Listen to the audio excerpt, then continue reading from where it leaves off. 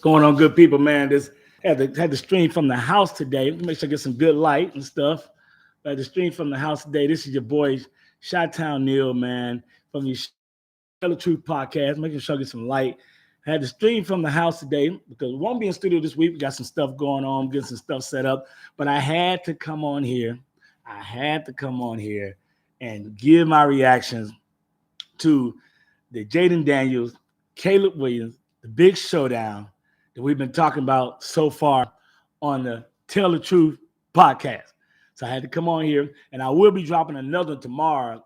Big thing about Eberflus. I had to do this from the house today, but I appreciate you guys watching the show. Bowtie Bill is not with me. We will be back in the studio this week, but I'm gonna drop about 3 videos this week. I'm gonna do the picks again this week. Quick things about college football, but I gotta talk about the Jayden Daniels, Caleb Williams showdown. Give you my perspective of what I saw from the game. Not a fan's point of view, true guru. Y'all know how I do as far as on the show. There's a couple of things I want to just break down what I particularly saw in the game. First, I'm going to give a shout out, salute to all the Washington Commanders fans. They beat my beloved Bears. Congratulations on your win. Congratulations. I really want to get to the meat and potatoes for what I actually saw in the game, if you ask me. Off the bat, let's break down different scenarios, okay? Number one, if you ask me who looked more comfortable in their skin and who the over the place wasn't pitter patter, all that type of stuff. If you ask me who looked more comfortable, okay, make sure I got the volume up. I would definitely say who looked more comfortable in their skin was definitely Jayden Daniels. Feet was not all over the place. The one thing that I picked up about Jayden Daniels was that he is something about the kid. He's always smiling. He always seems like he's under control. He got a little bit of that Magic Johnson-ness. Like, hey, I'm just out here having a good time. You know what I'm saying? I'm just having a good time. I'm gonna see what happened. And this smiling so much, hell, I started smiling. So he has a very affectionate, positive attitude by himself that I love. I give him that. I definitely love. Okay, Caleb. First half, feet was all over the place. I know Caleb said in Hard Knocks that he said that he just believes that, I don't get nervous. I don't get nervous. And I was like, okay, Caleb, I know you want to say you don't get nervous, but to me, you did look nervous. And it's understandable. You're going against number 2. Come on, no in heck these kids don't hear the hype on what's going on, okay? And you're going back what a lot of people don't realize. A lot of people keep thinking Caleb is, Hollywood. He's a California kid. No, he's not. Caleb is from the Washington, D.C. area. So he even admitted last week the buy before to make sure he got tickets for family members and things along that matter. So it was like a little mini Super Bowl for him, man. You know what I'm saying? He got to get the family tickets and all that type of stuff, play high school football out there. Ironically, he won a state championship on a Hail Mary. So, my point is that I could just tell already when Caleb was on. And people might say, how you know? Well, keep in mind, if you watch the show and we're in studio, I'm a guru. And if my follower, I'm usually 75% right. More than what you see on ESPN and all these other guys, 25% right. And I said second quarter, I was with my friends watching the game. Caleb feet, they all over the place. We're in studio next week. I'll break down more. But his feet was all over the place. He did not look comfortable. And one thing I was not the coaching staff, right then and there, you could tell the kid was just moving 100 miles per hour. You got to slow it down for the kid, and you got to run the ball more. But I'm going to say this. Who looked more comfortable? Definitely Jayden. Number 2, I would say this. If you ask me who was more accurate, now this is when Washington fans might say, oh, man, he don't know what he's talking about. No, I'm talking about. If you ask who's more accurate, people can say, oh, Jayden Daniels had 20-something completion. I know Caleb only completed 10. There was a couple of things I just saw that kind of was a red flag with Jayden Daniels. 80% of the passes that he complete was against zone. And if I'm picking that up, a scout's going to be able to pick that up. But he was accurate. He definitely had more time. But a lot of it was against zone. Man-to-man, Jayden Daniels only completed 2 passes against man-to-man. That's not including Hail Mary. So if I'm able to pick that up, my point what I'm trying to say, he definitely looked more comfortable. He looked more accurate than Caleb. like he was just too excited. Okay, but his what I seen on man to man, he was very inaccurate. He only completed 2 passes man. Also, which is kind of hard to play zone against him because of the fact. I appreciate that, Chris and Frank, with the bear down. Thank you, appreciate that, Chris. We're not in studio this week, so I had to come on here and do a quick live. So, because I didn't want nobody to think, I didn't want the Washington fans that I was, dodging the smoke, which I'm not dodging no smoke, but giving my breakdown. What I picked up though on Jayden is that he scrambles good to the right, and it's hard not to play zone on Jayden Daniels because of the fact that he is a hell of a scrambler. He's probably behind Lamar and Patrick Mahomes, probably the third best scrambler. Well, you know what I'm saying? He's got a hell of an arm. I mean, hell, the Hail Mary shows that. Okay, he's got a hell of an arm. But what I'm trying to say is that one thing that I would say is this: he's seen more calm in the pocket. He didn't seem like the lights were too bright. Caleb seemed like he was really excited. If you want to say he was more accurate than Caleb, okay, cool, but that was against zone. If you ask me who do I trust to throw a guy open, to have to throw a guy open, it's definitely Caleb. Caleb can definitely throw a guy open, okay?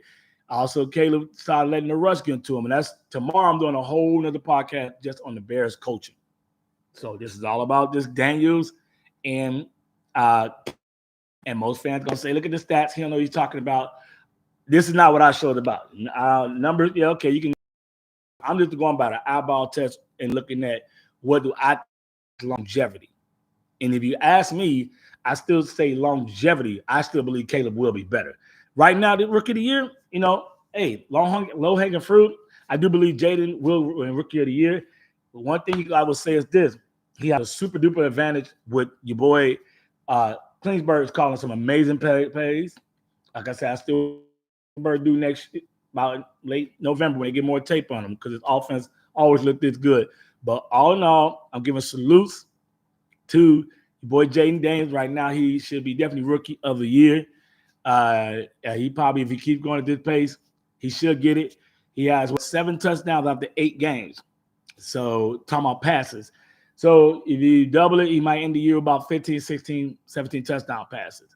And that's kind of what I'm trying to get people to realize, that in the red zone, he's not really throwing a lot of guys open because the windows are tighter. Playing better than Caleb this past week, but longevity-wise, I say I'll get ahead. I'll get a nod to Caleb. So rookie of the year, yeah, Jayden played better than him. Got better coaching, better offensive line. I know some people might say Caleb got better wide receivers. Yeah, that's true, but it's hard to throw the ball when you're running for your life. But Jayden did play better than him. So I wanted to come on here, put it on here.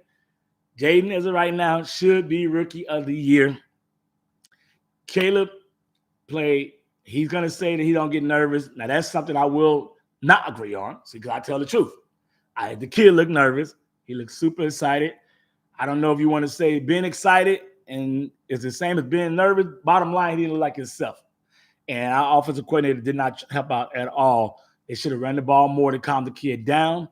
Also, one more other thing before I get out of here, that's how you know the play calling was horrible.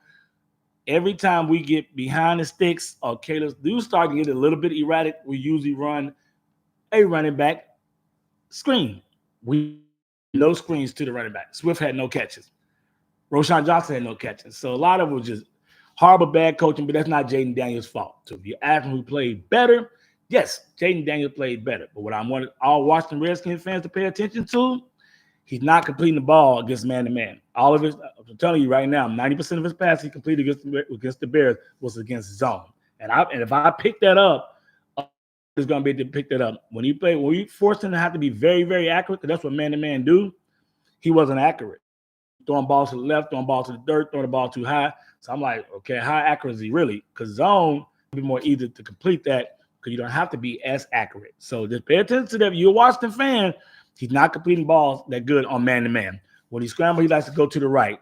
When he throws a deep ball, he likes to throw to the right a lot. This game, he did throw one deep ball to his left. So my point is that if I'm just some regular dude that has a podcast and I'm able to pick this up on one game, going back to what I've been saying on my podcast, I just want to see what Washington do after November when more people get more tape on him, because Klingberg's offense has always looked good like that. But bottom line, he did play better. So my breakdown, Jayden Daniels looked more comfortable.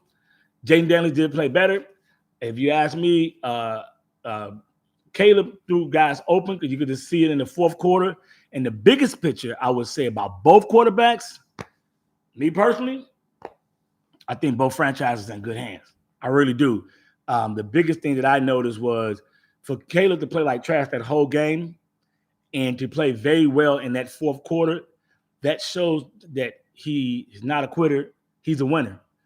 But if you flip it and you Jayden with 24 seconds left, he doesn't trip. He doesn't panic. You know, I see the comments. Some saying, no, so it's on you people saying lucky Hail Mary. That might be true, but I just want to go into the mind frame of the player. For you to just feel like you dominated the Bears the whole game, then boom, oh my God, there's 20-something seconds left and you're not to panic. I think both quarterbacks are winners. I think it showed a lot about both quarterbacks' character, about how they just don't hit the panic button, you know. And I would say this. I would say if you calm under pressure right now, I would have to get it to Jayden. So overall, right now, y'all Washington fans got what you wanted. I got 4 votes for Jayden right now, 1 vote for Caleb. But big picture wise, if you ask me who I think is going to be better, I do think Caleb is. Reason why, because he's already throwing guys open. Number 2, he's always throwing to his 3rd and 4th receiver. Number 3, if you look at Jayden Daniels in the red zone against a good defense like ourselves, he struggled because you have to be more accurate.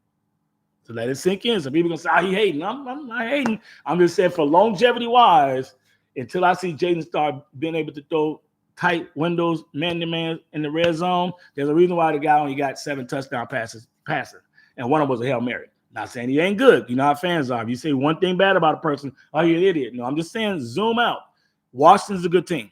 All I'm saying is zoom out to have longevity to possibly win. Because to me, if you ask me, the NFC is wide open. So there's no reason why Washington can't go to the Super Bowl too. I'm saying to beat the Detroits, to beat the Green Bays, he's going to have to get more accurate in the red zone. Just like my Bears, if we want to beat the good teams, we got to get better coaching. But guess what? I'm going to stop right there. Tomorrow, I'm going to check out what's say. I see the Bears franchise. Hey, this is about Jayden Daniels, Caleb Williams. Tomorrow, my Bears fan. I'm either going to drop it tonight. I'm going to go live again tomorrow. Now, that's longer. I'm going to give out 5 things what people Flus did wrong and 5 people I blame why the Bears lost. And guess what? Caleb's not one of the 5 I got. So it's going to get crazy on that. I know the Bears fans going to chirp in on that, man. I'm going to be doing that with the time. I'm going to be doing that one tomorrow. Drop that one tomorrow, 4 p.m. Central Time. So I'm going to do it tomorrow, Central Time. I had to go live stream because we got some family stuff going on, nothing bad with Bowtie Bill, but he's trying to help out some, so we wasn't able to go. So I had to do the stream because we lost. And I didn't want no Washington fans in the comments. Y'all be coming for your boy Shy God. You know, they be coming for your boy, man. But anyway, man, bear down, Chicago Bears, Washington Commanders, mad salute, mad respect. Y'all tapped our ass, however you want to say it. I'm still gonna say it was luck, but we're gonna get into more of that tomorrow. But this is about Jayden Daniels, Caleb Williams, my reactions, my thoughts. My thoughts is Jayden Daniels look more comfortable in his skin. So whoever is more comfortable in their skin definitely going to play better. But longevity-wise, I still take Caleb. I'm going to tell you this, and I'm going after this.